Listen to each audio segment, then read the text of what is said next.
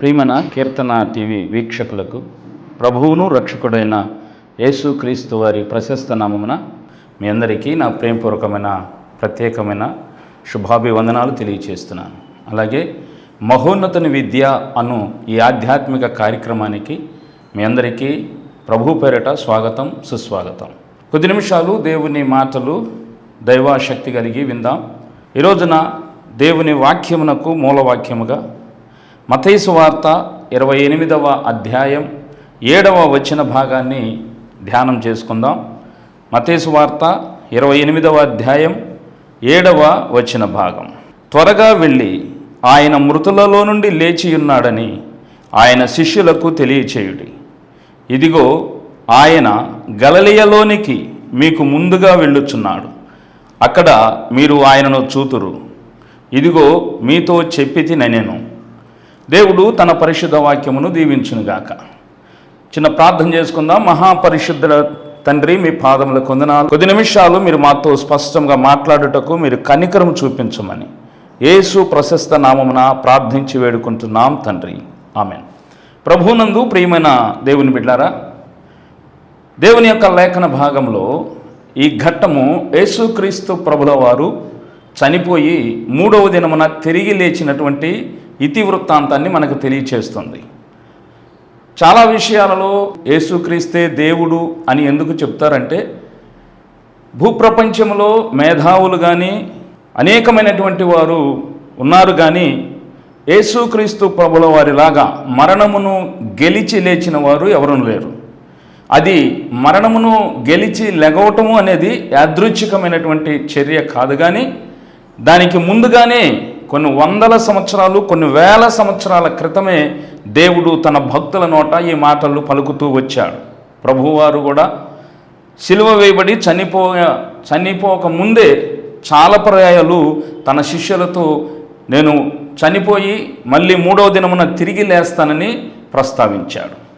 అయితే ప్రభువారు చెప్పిన మాటలు తన శిష్యులు సరిగా లక్ష్య పెట్టలేదు, దాని మీద దృష్టి సారించలేదు.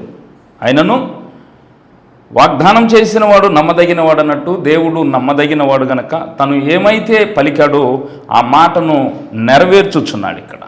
కనుక మరణమును గెలిచి లేచి పునరుద్ధానుడయ్యాడు గనక యేసుక్రీస్తు దేవుడు అని చెప్పటానికి ఒక ప్రధానమైనటువంటి రుజువు. దానితో పాటు ఆయన యందు విశ్వసించిన వారు కూడా ఆయన రాకడలో లేపబడతారు అనటానికి ఇది మంచి హేతువై ఉందని అపోస్తలుడైన పౌలు కొరింథీ పత్రికలో 1 కొరింథీ 15వ అధ్యాయంలో ప్రస్తావిస్తాడు. రైట్, ఇక్కడ చూడండి. యేసు ప్రభువారు శుక్రవారం సాయంత్రము 3 గంటలప్పుడు సిలువలో చనిపోతే, ఆ సాయంత్రము అరిమతయి యోసేపు మరియు నికోదేము అనబడినటువంటి ఇరువురు కూడా యేసు ప్రభువారి సమాధి కార్యక్రమాన్ని నిర్వర్తిస్తారు. అరిమతయి యోసేపు తన కొరకు తొలిపించుకున్న సమాధిలో యేసు ప్రభువారిని ఉంచాడు. మరుసటి దినము విశ్రాంతి దినము కనుక ఆ విశ్రాంతి దినము పరిశుద్ధముగా ఆచరించి, మరి విశ్రాంతి దినము గడిచిన తరువాత అనగా ఆదివారం తెల్లవారుచుండగా మగ్దలేని మరియయు మరికొంతమంది స్త్రీలు ఆ సమాధి వద్దకు వచ్చారు. యూదుల ఆచార ప్రకారం చనిపోయిన దేహమునకు అత్తరు పూయాలి. ఆ అత్తరు పూయట కొరకే మగ్దలేని మరియ మరి ఇతర స్త్రీలు ఆ సమాధి వద్దకు వచ్చారు. వచ్చినప్పుడు జరిగిన సంఘటన ఏంటంటే, ఆ సమాధికి అడ్డంగా ఉన్నటువంటి రాయిని తొలగించటం వారు చూశారు. రాయి తొలగించబడి ఉండుట చూసి ఒకంత ఆశ్చర్యపడి మరి భయపడి సమాధిలోనికి తొంగి చూశారు. సమాధిలో తొంగి చూస్తే ప్రభువారు అక్కడ లేడు. ఆయనకు కట్టబడినటువంటి ఆ బట్టలు అక్కడ ఉన్నాయి, కానీ ప్రభువారు లేచాడు. ప్రభువారు అక్కడ లేడు. కనుక వీళ్ళు వెంటనే ఆ శిష్యుల యొద్దకు వెళ్ళి, పేతురు, యోహాను శిష్యుల దగ్గరికి వెళ్ళి, అన్నా ప్రభువు లేచాడు అని చెప్పి మళ్ళీ తిరిగి వచ్చినప్పుడు స్త్రీలందరూ వెళ్ళిపోయారు, కానీ మగ్దలేని మరియ మాత్రమే ఆ సమాధి వద్ద కూర్చుని ఏడుస్తుంది. ఏమని ఏడుస్తుందంటే, నా ప్రభు దేహమును ఎవరో ఎత్తుకొని వెళ్ళిపోయారు అని ఏడుస్తూ కూర్చుంది. ప్రభు దేహమును ఎత్తుకెళ్ళిపోయారు అని ఎందుకు ప్రస్తావించిందంటే, ఆల్రెడీ యేసు ప్రభువుని సిలువ వేసినటువంటి వ్యతిరేకమైనటువంటి ముఠ, ప్రధాన యాజకులు కానీ, పరిసయ్యులు కానీ, సద్దూకయ్యులు కానీ, శాస్త్రులు కానీ, వీళ్ళు యేసు ప్రభు వారు బతికొన్న దినాల్లో నేను 3వ దినమున తిరిగి లేస్తానని చెప్పాడు, కాబట్టి ఒకవేళ లేస్తే అది ఇబ్బందికరమైంది, లేదా యేసు ప్రభు వారు లేకపోయినా సరే తన శిష్యులు వచ్చి ఆయన దేహం ఎత్తుకెళ్ళి మరుగు చేసి ప్రభువు పునరుద్ధానుడయ్యాడు అని ఒక మాట లోకంలో చెప్తారు. కాబట్టి ఇది మొదటి వంచన కంటే కడపటి వంచన బహుఘోరమై ఉంటుందని ప్రధాన యాజకులు, శాస్త్రులు, సద్దూకయ్యులు కూడి ఆలోచించుకున్నారు. కనుక సమాధి వద్ద కాపలా పెట్టమని పిలాతుని అడిగారు. కనుక ఇప్పుడు మగ్దలేని మరియ అంటుంది, నా ప్రభు దేహమును ఎవరో ఎత్తుకెళ్ళిపోయారు అంటే ఎవరు ఎత్తుకెళ్ళిపోయి ఉంటారంటే ప్రధాన యాజకులు కానీ, పరిసయ్యులు కానీ, అంటే యేసు క్రీస్తు ప్రభుల వారికి వ్యతిరేకమైనటువంటి ముఠ అని ఆమె ఏడుస్తూ కూర్చుంది. దేవదూతలు చెప్తున్నారు, ఇదిగో ఆయన మృతులలో నుండి లేచి ఉన్నాడు అంటున్నారు. అక్కడ ఉన్న దేవదూతలు ఆమెతో చెప్తున్నారు, మృతులలో నుండి ఆయన లేచి ఉన్నాడు. ఈ వర్తమానం ఆయన శిష్యులకు తెలియచేయండి. ఇదిగో ఆయన గలిలయలోనికి మీకు ముందుగా వెళ్ళుచున్నాడు. ఇక్కడ గమనించండి, మగ్దలేని మరియ ఏడుస్తూ ఉంటే దేవదూతలు ఏం చెప్తున్నారంటే ప్రభువు సజీవుడై ఉన్నాడు, మృతులలో లేడు, ఆయన లేచి ఉన్నాడు అని చెప్పారు. మొదటి పాయింట్. రెండవ పాయింట్ ఏమన్నారంటే ఆయన శిష్యులకు తెలియచేయండి ప్రభువు లేచాడని. శిష్యులకు తెలియచేస్తూ ఏం చెప్పాలంటే శిష్యులను గలిలయ ప్రాంతమునకు రమ్మని ప్రభువు చెబుతున్నాడని చెప్పండి. గలిలయ ప్రాంతంలో వారిని ప్రభువు కలుసుకుంటాడు, కాబట్టి శిష్యులకు చెప్పండి గలిలయ ప్రాంతమునకు రమ్మని చెప్పమని. కాబట్టి మగ్దలేని మరియ ఈ మాటను తీసుకెళ్ళి శిష్యులకు చెప్పితే శిష్యులు ఆ మాటను నమ్మలేదు, ఆ మాటను పక్కన పెట్టారు. ఇప్పుడు పునరుద్ధానుడైనాక గలిలయ కొండలకి వెళ్ళటానికి యేసు ప్రభువారికి పట్టిన టైము 40 days. అక్కడ చూడండి, అపోస్తల కార్యముల గ్రంథం 1వ అధ్యాయంలో ఈ మాటను మనం చూస్తాం. అపోస్తల కార్యముల గ్రంథం 1వ అధ్యాయం 3వ వచనం, ఆయన శ్రమపడిన తరువాత 40 దినముల వరకు వారికి అగపడెను. అంటే పునరుద్ధానుడయ్యి మగ్దలేని మరియకు చెప్పిన మాట ఏంటంటే తన శిష్యులను గలిలయ ప్రాంతమునకు రమ్మన్నారు. కానీ శిష్యులు నమ్మే పరిస్థితిలో లేరు, నమ్మటం లేదు. కారణం ఏంటంటే కాపరిని కొట్టుము, గొర్రెలను చెదరగొట్టుము అన్న ప్రవచన వాక్ ఏదైతే ఉందో, శిష్యుల కాపరి అయినటువంటి యేసుక్రీస్తు ప్రభుల వారిని కొట్టేటప్పటికీ ఈ శిష్యుల యొక్క గుండెలు అవిసిపోయినాయి, జారిపోయినాయి, భయంతో నింపబడ్డాయి. కాబట్టి వారికి ఎంత విశ్వాసం ఉన్నా, ప్రభువు మీద ఎంత ప్రేమ ఉన్నా ఆ మరణ భయము పట్టుకోవటం చేత వీళ్ళు ఒక్కింత ప్రభువులో వెనక్కి మళ్ళారు, వెనకడుగు వేశారు, విశ్వాసంలో జారిపోయారు. జారిపోవటమే కాదు, ఇప్పుడు దైవ సంబంధమైన ఏ మాటను కూడా వాళ్ళు తీసుకోలేకపోతున్నారు, నమ్మలేకపోతున్నారు. అవును ప్రియులారా, మనము విశ్వాస జీవితంలో ఎంతో విశ్వాసం కలిగి ఉంటాం, ఎంతో దేవుని మీద ప్రేమ కలిగి ఉంటాం, ఎంతో ఆసక్తి కలిగి ఉంటాం, దైవం కొరకు ఏదైనా చేయటానికి సిద్ధపడతాం, ఇష్టపడతాం. కానీ ఏదైనా ఒక బలమైన శ్రమ వస్తే, ఒక భయాందోళన పరిస్థితులు వస్తే, ఒక విపత్తు వస్తే, మనకి యేసయ్య మీద ప్రేమ ఉన్నప్పటికీ ఈ భయమును బట్టి మనము ఆయనను నమ్మలేని పరిస్థితి, ఆయన కొరకు ఏమీ చేయలేని పరిస్థితి మనలో కలుగుతుంది. అంటే విశ్వాసంలో సడలిపోతాం. ఇలాంటి పరిస్థితుల్లో ఈ ధైర్యం చెడిన ఈ శిష్యులను, విశ్వాసములో వెనుకకు మళ్ళిన శిష్యులను మళ్ళీ బలపరచాలి, మళ్ళీ వారిని విశ్వాసంలో బలవంతులు చేయాలి, ఆత్మీయంగా స్థిరులు చేయాలి. కనుక ప్రభువు వారి కొరకు 40 దినాలు సమయమును కేటాయించాడు. 40 దినములు సమయమును కేటాయించి 10 పర్యాయాలు శిష్యులకు కనపడి తనను తాను అగపరుచుకున్నాడు. మగ్దలేని మరియ తోటమాలిగా ప్రభు తన దగ్గరకు వస్తే ప్రభువును గుర్తుపట్టి రబ్బూని అని ఆయనను ముట్టుకోపోయింది. అప్పుడు ప్రభు అన్నాడు, నేను ఇంకా తండ్రి యొద్దకు ఎక్కిపోలేదు కనుక నన్ను ముట్టుకోవద్దన్నాడు. కానీ తోమ, నేను ఆయన గాయాలలో వ్రేలు పెడితేనే నమ్ముతాను అన్నప్పుడు వాళ్ళలో విశ్వాసం కలిగించట కొరకు ప్రభు ఒక్క స్టెప్ కిందకి దిగి తోమాకు ఆ అవకాశాన్ని ఇచ్చాడు. మగ్దలేని మరియ ముట్టుకుంటానంటే ముట్టుకోవద్దన్నాడు. అది దైవ చిత్తం, అది తథ్యం. ఆయన మహిమపరచబడాల్సి ఉంది, ఆయన పరమునకు ఎక్కిపోవలసినది. కనుక మానవ శరీరం అతనికి తగలకూడదు. కనుక మగ్దలేని మరియని అన్నాడు, నువ్వు ముట్టుకోవద్దు, నేను తండ్రి యొద్దకు వెళ్ళాలన్నాడు. అది నిశ్చయత, అది కండిషన్. కానీ శిష్యులలో విశ్వాసము బలపరచుట కొరకు ప్రభు ఏం చేశాడంటే ఒక్క స్టెప్ తగ్గి నా గాయాలలో వ్రేలు పెట్టమని తోమాకు అవకాశం ఇచ్చాడు. ఈ మాటలు మనం వింటుండగా మనలను అనునిత్యము ప్రతి దినము కూడా మనలను విశ్వాసంలో బలపరచుట కొరకు ప్రభు తనను తాను తగ్గించుకుంటూ, ఏ స్థాయికైనా తనను తాను తగ్గించుకుంటూ మనతో ఉంటున్నాడు, మనలో ఉంటున్నాడు, మనల్ని బలపరుచున్నాడు. దేవునికి స్తోత్రం. ఈ విధముగా 40 దినాలు వారికి అగపడి వారికి రుజువులు కనపరిచే నేను మనుష్యుడను, నేను క్రీస్తును, నేను పునరుద్ధానుడయ్యాను అని ప్రభువు తనను తాను రూఢిపరుచుకున్నాడు. ఎట్టకేలకు శిష్యుల విశ్వాసము బలపడింది. స్తోత్రం. ఇప్పుడు మొదటిగా మగ్దలేని మరియకు ప్రభు ఏమైతే చెప్పాడో గలిలయకు రమ్మని, ఈ 40వ దినము శిష్యులు గలిలయ కొండ వైపుకు వచ్చారు. గలిలయ కొండ మీద ప్రభువు వారికి ప్రత్యక్షమయ్యాడు. అపోస్తల కార్యముల గ్రంథం 1వ అధ్యాయం 11వ వచనం. గలిలయ మనుషులారా, మీరెందుకు నిలిచి ఆకాశము వైపు చూచుచున్నారు?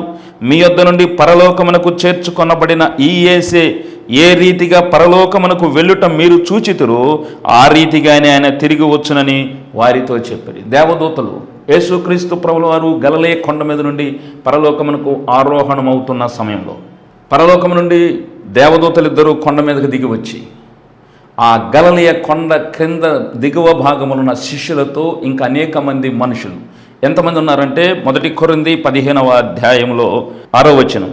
1 కొరింథీ 15:6. అటుపెమ్మట 500కు ఎక్కువైన సహోదరులకు ఒక్క సమయం ముందే కనబడి గలిలయ కొండ మీద యేసు ప్రభు వారు కనపడినప్పుడు, అంటే శిష్యులకు ప్రత్యక్షమైనప్పుడు, అది లాస్ట్ సారి 40వ దినమున ప్రత్యక్షమైనప్పుడు అప్పుడు జనసంఖ్య ఎంతమంది అంటే 500 మంది కంటే ఎక్కువ మంది ఉన్నారు. స్తోత్రం.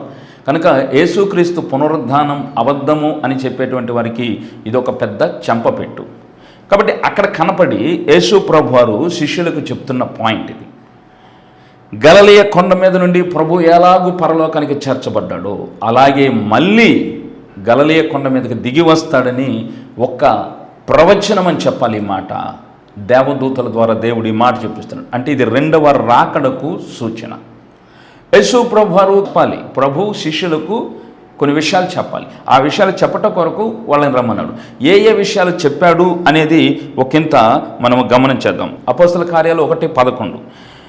గలిలయ కొండ మీద నుండి ప్రభు ఎలాగూ పైకి చేర్చబడ్డాడో అలాగే మళ్ళీ కిందకి దిగి వస్తాడు. అంటే ఇక్కడ ఒక సందేశం చెప్తున్నాడు, ఒక విషయం చెప్తున్నాడు. ఏమంటే మళ్ళీ ప్రభు 2వ రాకడలో ఈ కొండ మీదే దిగుతాడు అనే విషయాన్ని ఇక్కడ చెప్తున్నారు. ఇది నమ్మాల్సిన విషయం. 2వ చెప్తున్నాడు చూడండి, 4వ వచనం.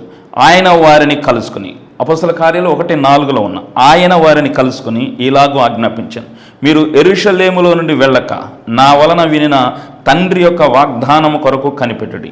2వ విషయం శిష్యులకు చెబుతున్న విషయాలు. 2వ విషయం ఏంటంటే నేను మీకు ఆల్రెడీ వాగ్దానం చేశాను, నేను సిలువకు అప్పగింపబడక ముందే మీకు వాగ్దానం చేశాను, మీతో ఎల్లప్పుడూ నేను ఉండులాగున నేను తండ్రిని వేడుకుంటాను, మీ వద్దకు ఆదరణకర్తను పంపిస్తానని. నేను మీ వద్దకు ఆదరణకర్తను పంపిస్తానని నేను మీకు చెప్పాను. యోహాను సువార్త 14వ అధ్యాయము 16వ వచనం. నేను తండ్రిని వేడుకొందును, మీ వద్ద ఎల్లప్పుడూ ఉండుటకై ఆయన వేరొక ఆదరణకర్తను అనగా సత్యస్వరూపి అగు ఆత్మను మీకు అనుగ్రహించును. కాబట్టి ఆదరణకర్తను మీకు ఇస్తానని తండ్రి నామమున నేను మీకు ప్రమాణం చేశాను. కాబట్టి ఇప్పుడు మీరు చేయాల్సింది ఏంటంటే యెరూషలేములో నుండి వెళ్ళక ఆదరణకర్తను పొందుకునేంత వరకు, పరిశుద్ధాత్మను పొందుకునేంత వరకు మీరు నిలిచి ఉండండి అన్నాడు. 2వ పాయింట్. 3వ పాయింట్ ఏం చెప్పాడంటే మార్కు వార్త 16వ అధ్యాయము 15వ వచనంలో మీరు సర్వలోకమునకు వెళ్ళి సర్వసృష్టికి సువార్తను ప్రకటించండి.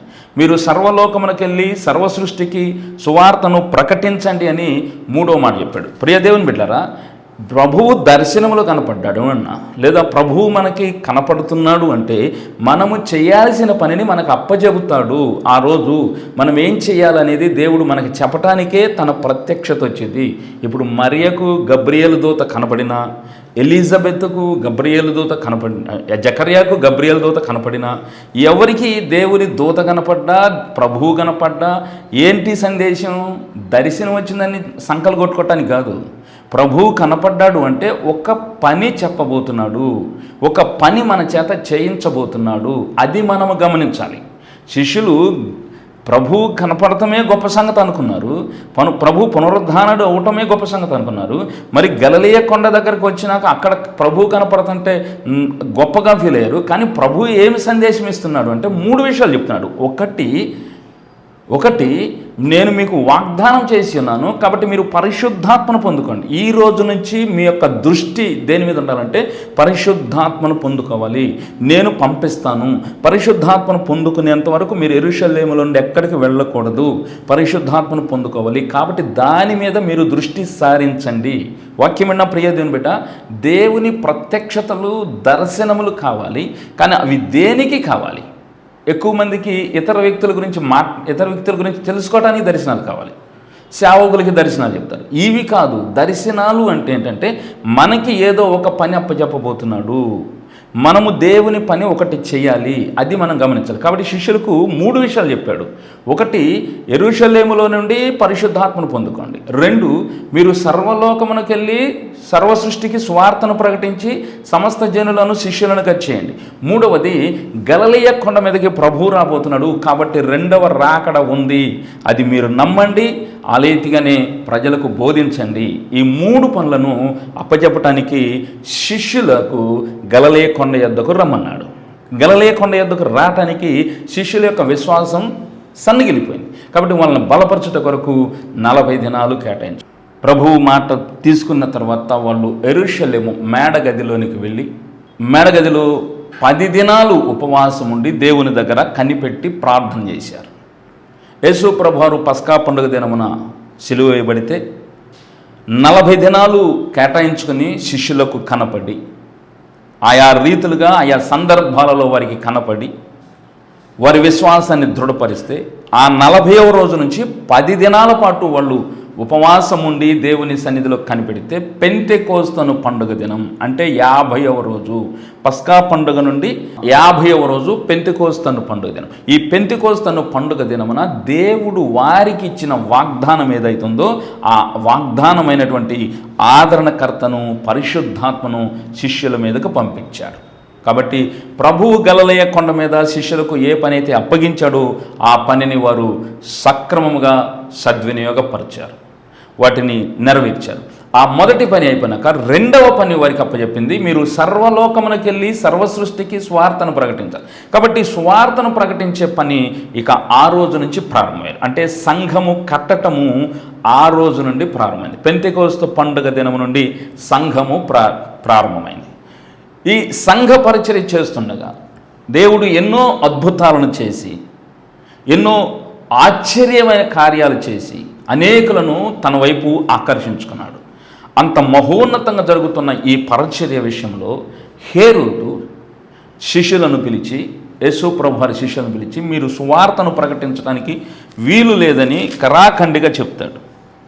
అప్పుడు శిష్యులు హేరోదుతో చెప్తున్నాడు. చూడండి, అపోస్తల కార్యముల గ్రంథం 4వ అధ్యాయం 20వ వచనం. మేము కన్నవాటిని విన్నవాటిని చెప్పక ఉండలేమని వారికి ఉత్తరం ఇచ్చిరి. మేము కన్నవాటిని విన్నవాటిని. స్వార్థ పరిచర్య చేయటంలో అంత పూలబాట ఉండదు. అనేకమైనటువంటి శ్రమలు ఉంటాయి, శోధనలు ఉంటాయి, ప్రాణాపాయ పరిస్థితులు ఉంటాయి. ఈ ప్రాణాపాయ పరిస్థితుల్లో ఒకప్పుడు యేసు ప్రభువుని పట్టుకుంటేనే భయపడి పారిపోయిన వీళ్ళు పరిశుద్ధాత్మ దేవుడు పొందుకున్న తర్వాత వీరిలో ఒక నిశ్చయత వచ్చింది. కాబట్టి పరిశుద్ధాత్మ దేవుడు ఎందుకు అవసరం మన జీవితాల్లో అంటే, మనం ఒక నిశ్చయతకు రావాలంటే, మనం ఒక స్టెబిలిటీగా ఉండాలంటే, మనం ఒక స్టాండ్ ఫామ్ కలిగి ఉండాలంటే పరిశుద్ధాత్మ నింపుదల మనకి అవసరం. ఆ పరిశుద్ధాత్మ దేవుడు రానంత వరకు శిష్యులకు ఆ నిశ్చయత లేదు. పరిశుద్ధాత్మ దేవుడు వచ్చినాక వారిలో నిశ్చయత వచ్చింది.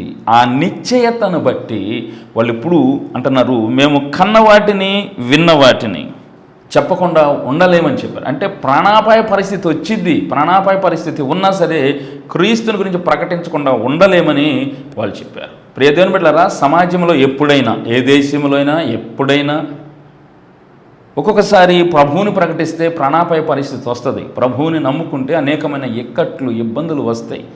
ఇవి ముందుగానే చెప్పాడు యేసు ప్రభువారు. యోహాను సువార్త 16వ అధ్యాయంలో అన్నాడు, లోకంలో మీకు శ్రమ కలుగును, అయినను ధైర్యం తెచ్చుకునుడి, ఎందుకంటే నేను లోకమును జయించి ఉన్నాను అన్నాడు. నువ్వు ఏ పరిపాలనలో ఉన్నావు? రాచరిక పరిపాలన ఉన్నావా, లేదా సైనిక పరిపాలన ఉన్నావా, లేదా డెమోక్రటిక్ కంట్రీలో ఉన్నావా, ఎందులో ఉన్నావో, ప్రజాస్వామ్య వ్యవస్థలో ఎందులో ఉన్నావో అనేది కాదు. క్రీస్తును అంగీకరిస్తే, క్రీస్తును ప్రకటించటం ప్రారంభిస్తే క్రీస్తుకు వ్యతిరేకమైనటువంటి శక్తులు ఒక్కొక్కసారి మన మీద దాడి చేస్తాయి.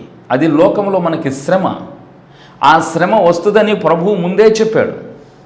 మిమ్మును చంపు ప్రతివాడు తాను దేవునికి సేవ చేయును అని అనుకుని దినములు వచ్చునన్నాడు. అది ఎవరికి ఇంటిచ్చాడు? మొదట శిష్యులకి ఇచ్చాడు, శిష్యుల ద్వారా అందరికీ ఇచ్చాడు అన్నమాట.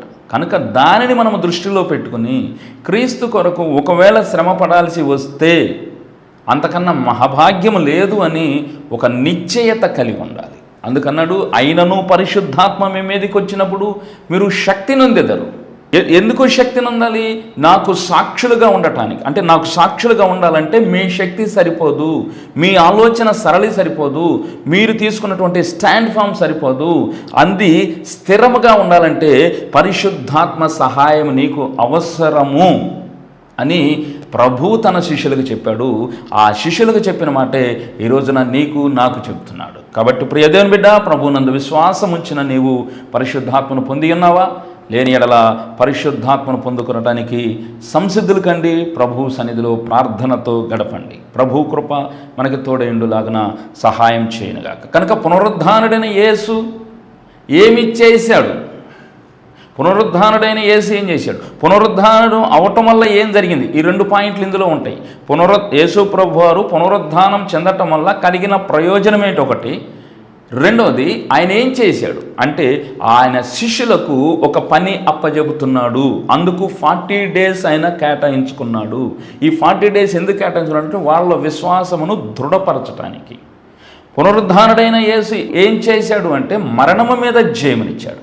కాబట్టి సువార్త ప్రకటించేటప్పుడు వీటిని మనము దృఢంగా నమ్మాలి, వీటిని మన జీవితాల్లో ఖచ్చితంగా తీసుకోవాలి.